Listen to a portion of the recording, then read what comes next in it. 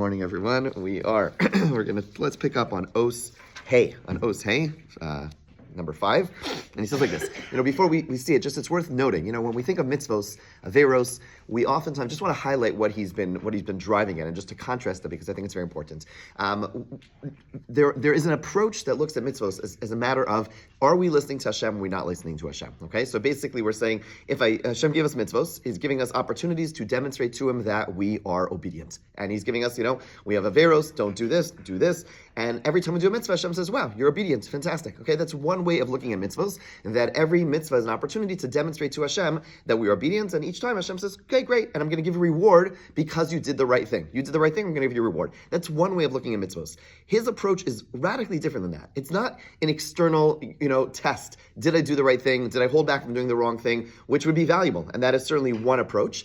What he's describing, and that's one approach. He's disagreeing with that approach. There's another approach more found in the Rambam. The Rambam says that the Ramban and the Rambam, but basically both say that the goal of mitzvos is that each of the mitzvos is there to condition us in a different midah and a different characteristic.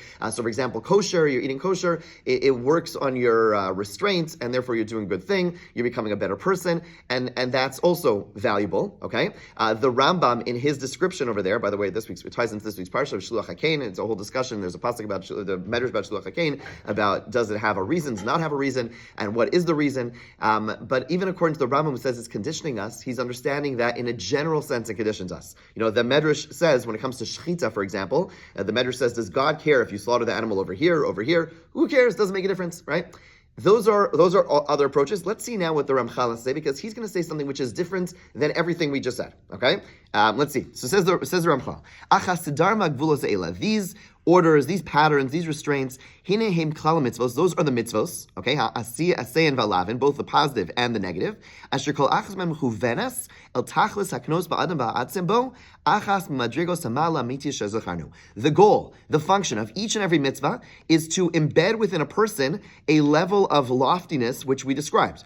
Vasaras echad meinyani achoshev echasronos edipola mitzvos asehi or amniya minhalos aseh. And in doing so, it embeds within us a certain perfection, and it moves us away from the darkness. Okay, so what he's describing over here is already different. So in other words, it's not, did you listen to Hashem? Check, right? Oh, you listened to me? Great. Your obedience? Fantastic. I'll give you a reward. No. He's saying that it's actually doing something to us. Every time we're doing a mitzvah, there is a transformation that takes place. Every positive mitzvah, there is something that is changing within us, and that our soul, let's just use terms like this, our soul grows in its brightness, it moves away, it eliminates some of the darkness, and there's a transformation. We become different. We are changing every time we do a mitzvah. Every time we hold back from doing an avera, we become different. There is something, we may look the same, but if we were able to look at our soul is transforming every time we do a mitzvah or refrain from doing a negative mitzvah.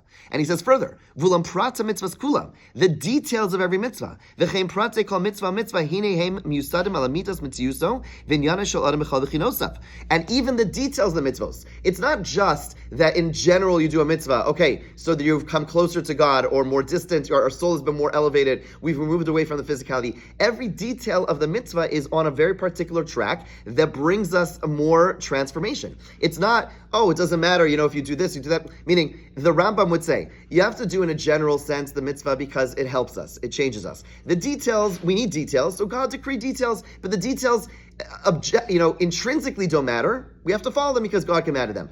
The Ramchal says no. If you understand that the goal of the mitzvahs is not a general become a better person, but rather there's something deep, spiritual transformation, then it's no longer like, again, Shluach HaKain. Let's just say the Ramban says the goal of Shluach HaKain is it helps us become more compassionate people. We care about the mother bird, etc. We become more compassionate people. So does it make a difference if it's if the bird is found in Hefker or not found in Hefker? Like all these details, the Rambam would say no. It's just we need details because everything has details. You can't have it wide open, so you have details. The Ramchal says no. The whole thing is beyond our comprehension. And when we do these things, we're tapping into very specific tracks. The example they like to give is like you send an email. If you send me an email to YisraelMotzen@gmail.com, right? It's not going to go anywhere. It's not going to go anywhere. If you send the email to yisraelmotzen@gmail.com, all of a sudden it gets me. What's the difference? It's a dot. Yeah, the point is that God created a system, and in that system, that dot makes a difference. Do I understand it? No, but it's an address. It's an address, and it's going to follow the address. And therefore, if I don't do it exactly the way it's prescribed, it's not going to have that spiritual impact. Okay?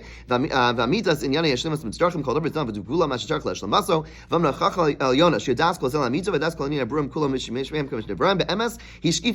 God, when He created the world, He looked out on everything.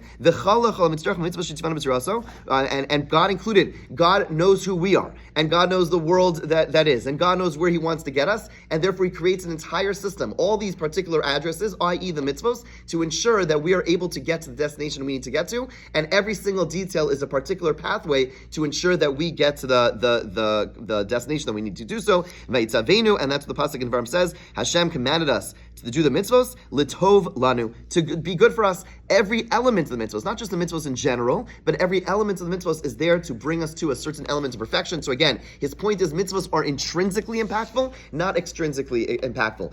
And not just in general, but the details, it is all part of a system, and that is the function and the goal of the mitzvos. Okay.